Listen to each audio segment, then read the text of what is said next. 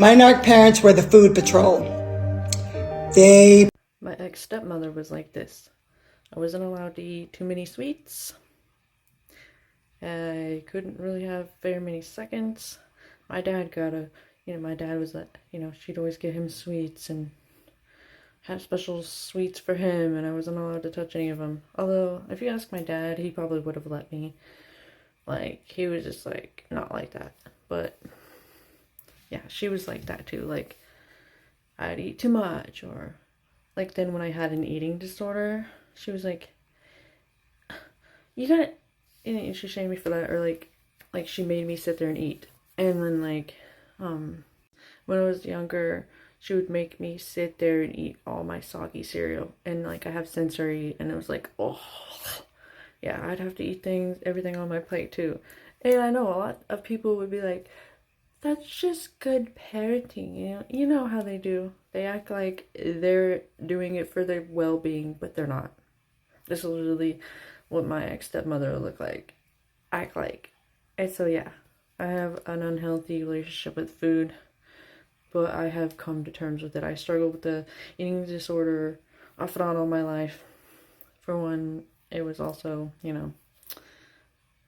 lack of funds to get the food, so I would just, like, teach myself not to need much food to get by. And so now I make myself, or I don't really have to make myself, but I make sure I eat at least 2 meals a day. And I never used to do that, so yeah. These fuckers they cause eating disorders. Yeah. I wouldn't be surprised, though, if my ex-stepmother would have binged, ate, and everything after I went to bed. I have no idea. I do know that she was a recovering alcoholic and would crash parties, and she was supposed to be in recovery, but she would go crash high school parties and, like, steal all their alcohol. And even one time wrecked her Pathfinder, her vehicle, and broke her collarbone, and that thing took forever to heal. It just never healed right. And then, like, I don't know. I think she blamed that stuff on me. She blamed that on me, and she's like, my marriage is falling apart because of you.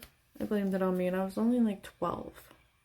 It doesn't matter. It still wasn't my fault. But yeah, I kind of went off on a tangent, but, like, just wanted to say, I can relate. I'm sorry you can relate too. These people, I'm glad we're speaking up. I'm glad I met you guys, met you, and other people on here that went through this.